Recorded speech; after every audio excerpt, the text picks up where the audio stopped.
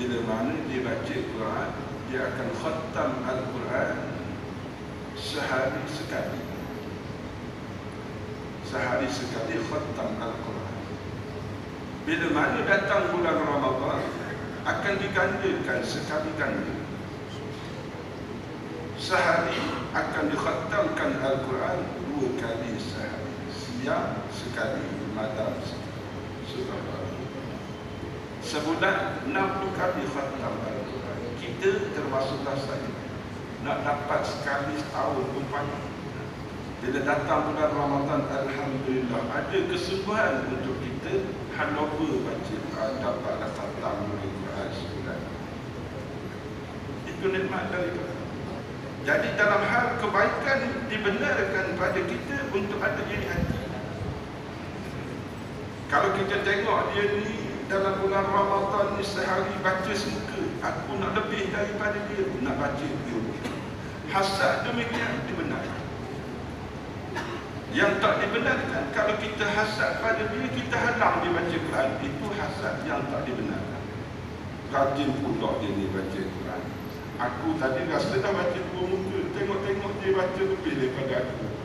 Ingatkan baca semuka dia, rupanya dia baca 3 muka. Dia nak ajak dia pergi jalan. Maknanya ada hasad di situ. Maknanya ada iri hati dengan kebaikan sahabat tersebut. Maka yang demikian dilarang. Tapi kalau kita berlumba-lumba, maka itu dianjurkan. Maknanya bila mana melihat kelebihan yang ada pada orang lain, jangan disekap. Jangan kita hadang kelebihan yang dianugerahkan oleh Allah Ta'ala kepada orang lain. Kalau kita sekat, maknanya dalam diri kita tu ada sifat hasad. Na'udzubillah. Yang sebaiknya kita sebagai saudara seakidah, saudara se-Islam ini kena mendoakan kebaikan tersebut ataupun kelebihan tersebut berterusan bagi saudara kita. Bila mana kita mendoakan kebaikan untuk saudara kita, maka kebaikan tersebut juga akan melimpah pada kita. Itu kelebihan. Tapi kalau kita sekat hak orang lain, kita sekat kelebihan yang ada pada orang lain, maka Allah Subhanahu Wa Taala akan sempitkan rezeki bagi kita. Alhamdulillah. Sebab itu di antara kesan daripada sikap hasad ni ialah, di antaranya ialah menyempitkan rezeki seseorang yang memiliki sifat hasad. Di antara lain akan menyebabkan keadaan dirinya dalam keadaan gundah gulana, tak puas hati belaka, senantiasa bermasalah. Sebab apa? Ada penyakit hasad. Kalau orang tengok, dia kata akhir sekali sampai mati beragam. Mati beragam. Sebab apa? Sebab ada sikap hasad, tak puas hati. Orang lebih sikit pada dia tak boleh. Na'udzubillah, jangan ada pada kita. Tapi dalam hal buat kebaikan tadi, di antara yang disebutkan oleh Nabi, bila mana seseorang yang ada kelebihan daripada segi memahami ayat-ayat Allah Subhanahu Wa Taala, maka kita nak lebih daripada dia, maka itu dibenarkan. Bahkan di dalam satu hadis yang lain disebutkan, dalam hadis disebut Al-Quran, di dalam hadis yang lain disebut ilmu, maknanya pada ilmu. Kalau kita tengok seorang sahabat kita ni, rajin dia datang majlis ilmu, rajin dia menuntut ilmu. Jadi kita kena ada rasa iri hati dengan dia. Aku pun nak lebih daripada dia. Mungkin sahabat kita ni dia datang kuliah maghrib tadi, aku nak lebih daripada dia. Maghrib aku datang, kuliah subuh aku datang. Kena ada iri hati. Kalau tak ada iri hati sedemikian, maknanya kita rasa selesa dengan kehidupan yang ada pada kita. Itu yang pertama. Maknanya senantiasa dia melaksanakan kebaikan. Bila Nabi sebut ana al-laili wa ana an-nahar, itu maknanya senantiasa. Bukan hanya tertentu, pada tempat tertentu ataupun pada masa tertentu. Sebab ada sebahagian daripada kalangan kita ni yang beramal tu bila mana masa tertentu. Contohnya waktu bulan Ramadan baru nak baca Quran. Bukan kata salah tuan-tuan. Maknanya dia tertentu amal tu hanya pada masa tertentu. Dan ada juga sebahagian yang lain beramal itu pada tempat tertentu. Bila berada dalam masjid baru nak baca Quran. Luar daripada masjid dia beranggapan tak boleh nak baca Quran. Padahal baca Quran ni di mana-mana pun boleh. Sedang bawa kereta boleh, sedang bawa motosikal pun boleh. Kalau kata anak-anak muda kita bawa basikal ada masalah. Sedang jalan kaki boleh. Maknanya jangan kita beramal ni hanya tertentu pada tempat dan juga tertentu pada masa. Itu yang dimaksudkan oleh Nabi sallallahu alaihi wasallam. Yang keduanya yang kita boleh hasrat pada mereka ni ada iri hati dalam berlumba-lumba melaksanakan kebaikan. Wa rajulun atahu Allahu mala, seseorang yang dianugerahkan oleh Allah Subhanahu wa taala padanya dengan harta benda. Ada kelebihan daripada segi harta benda. Dan dia manfaatkan daripada kelebihan tersebut wa huwa yunfiqu ana al-layli wa ana an-nahar. Dia akan infakkan, belanjakan harta dia sama ada pada malamnya ataupun pada siang. Ini ambil kelebihan bulan Ramadan yang kita sedia maklum. Segala amal kita ni akan dilipat gandakan oleh Allah Subhanahu wa taala bila mana datang bulan Ramadan. Ambil peluang. Contoh macam kita sedia maklum bagi makan orang berbuka puasa besar ganjaran dia. Ya. Kalau tak mampu banyak sikit. Kalau tak mampu sikit banyak, ambil bahagian. Sekurang-kurangnya paling minimal bahagiakan ahli keluarga kita. Buat makan besar sikit bulan Ramadan untuk berbuka. Ni bulan lain, bulan Ramadan sama je ikan masin. Tak ada lauk lain. Tak kira. Maknanya bulan Ramadan, tak bulan Ramadan, lauk yang sama. Ada dibahagiakan mereka. Kita belanjakan harta yang kita miliki itu untuk memberi kebahagiaan kepada ahli keluarga kita. Itu hak yang keluarga kita lah. Hak luar itu lebih baik. Tapi belanja yang paling baik adalah terhadap ahli keluarga kita. Kadang-kadang kita ni terbalik dengan orang lain, belanja saja. Dengan isteri anak-anak kadang jadi kedekut kita. Tak payahlah kita makan apa yang dengan anak isteri kita sebut macam tu. Dengan orang lain, jom kita makan dekat Hadramaut, jom pantang makan. Tak apa saya belanja. Padahal dengan ahli keluarga itu lebih baik belanja yang kita keluarkan. Jadi kita banyak terbalik. Jadi ambil peluang berada dalam bulan Ramadan ini untuk kita belanjakan harta kita ke jalan Allah Subhanahu wa taala. Jadi dalam hal membelanjakan harta ni, kalau kita ada diri hati pada orang lain, maka itu dibenarkan. Dia bagi infak, bagi sumbangan RM1, aku nak bagi RM2. Makna lebih daripada dia boleh. Jangan kita sekat dia.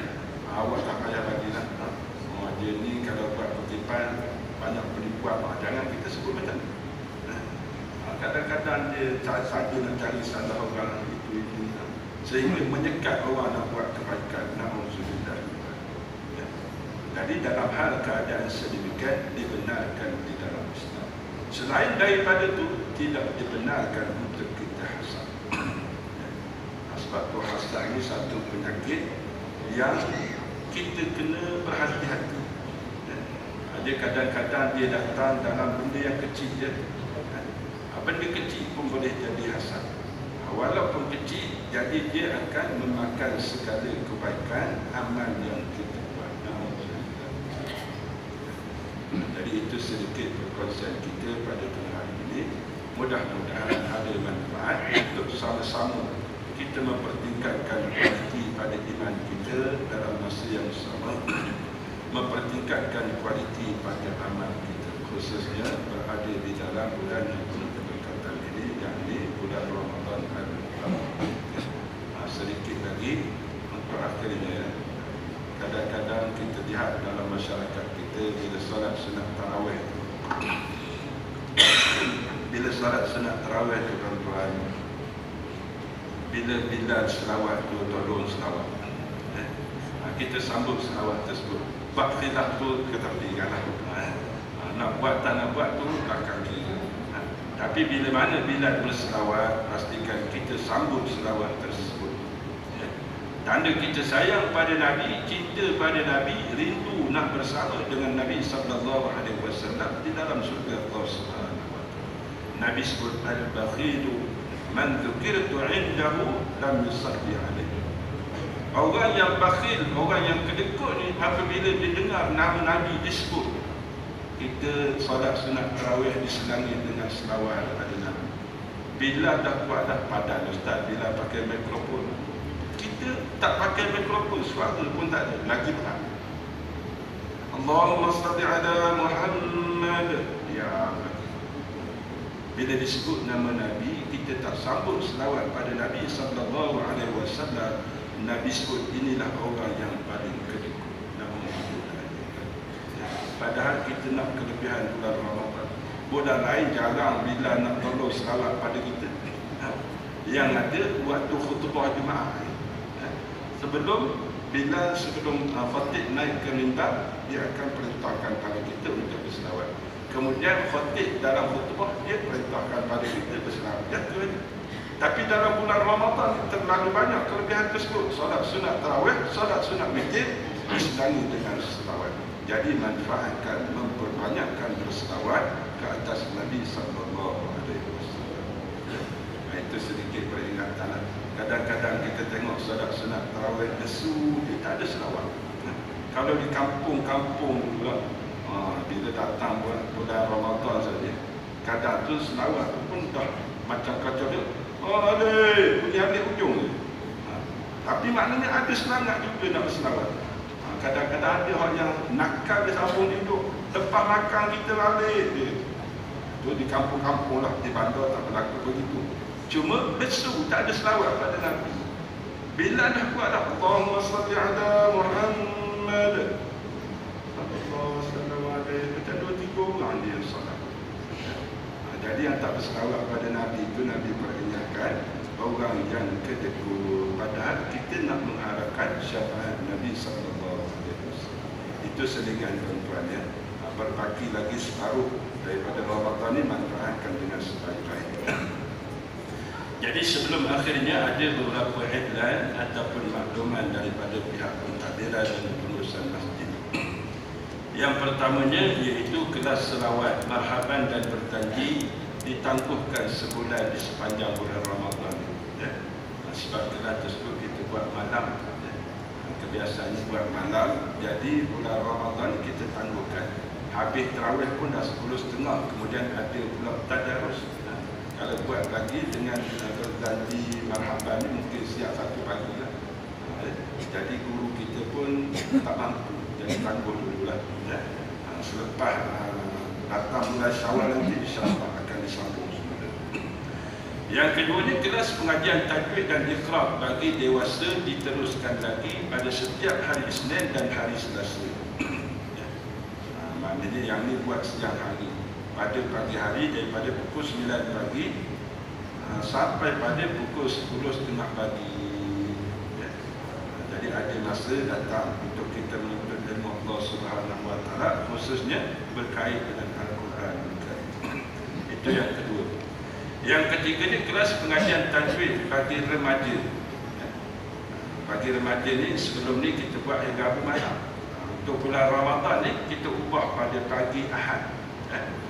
Pada pagi Ahad 9 hari bulan 4 ni, maknanya hari Ahad yang akan datang ni, pada pukul 9 pagi sehingga pukul 10.30 pagi. Ini bagi anak-anak muda ataupun golongan remaja.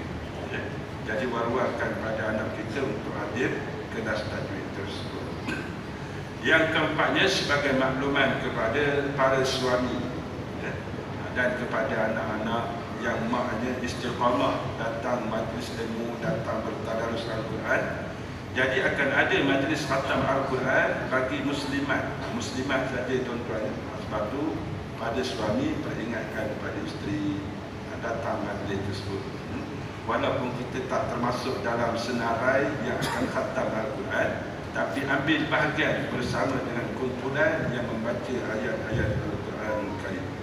kita masuk dalam golongan yang mendengar pun dapat pahala. Ya. Jadi akan diadakan majlis khatam Al-Quran pada 14 hari bulan 4, maknanya Jumaat depan. Ya. Adik maklum Jumaat ni sebab apa? Sebab Jumaat depan dia buat pukul 7 pagi. Tengah hari tak boleh nak maklum lah. Maklum tengah hari Jumaat, maknanya program tu pagi tadi. Ya. Jadi kita maklum awal-awal. Ya. Dimaklumkan ramai hampir 200 orang yang terlibat hak muslimah kita hadir tuan-tuan. Ya. Yang dikendalikan oleh Al-Fadilah Ustazah Sa'diah kita. Itu yang keempat. Dan yang kelima tuan-tuan, insya-Allah di tengah sana ada satu tabung daripada sekolah rendah agama tasik tambahan. Ya. Mungkin anak tuan-tuan ataupun cucu tuan-tuan belajar di sekolah rendah agama tasik tambahan. Jadi sebelum ini pun saya dah minta kebenaran daripada pihak pentadbiran, khususnya daripada Tuan Nadir, untuk letakkan tabung yang mana kita akan buka tabung tersebut untuk sumbangan membeli kipas tambahan. Kipas dinding tuan-tuan, kipas dinding. Anak-anak kita kan duduk dalam kelas sampai berpeluh tuan-tuan. Yang ada kipas tengah, kipas tepi tak ada. Jadi kita berhajat nak tambah kipas tersebut. Jadi untuk menjayakan rancangan kita tu tuan-tuan, boleh masuk duit sumbangan tuan-tuan dalam tabung yang diletakkan di tengah sana, insya-Allah. Mudah-mudahan apa yang kita manfaatkan dengan harta kita ni pelaburan yang tidak akan merugikan kita. Itu sahaja. Kita akhiri pertemuan kita dengan bacaan tasbih kafarah. Subhanallah wa bihamdika asyhadu an la ilaha illa anta astaghfiruka wa atubu ilaik. Assalamualaikum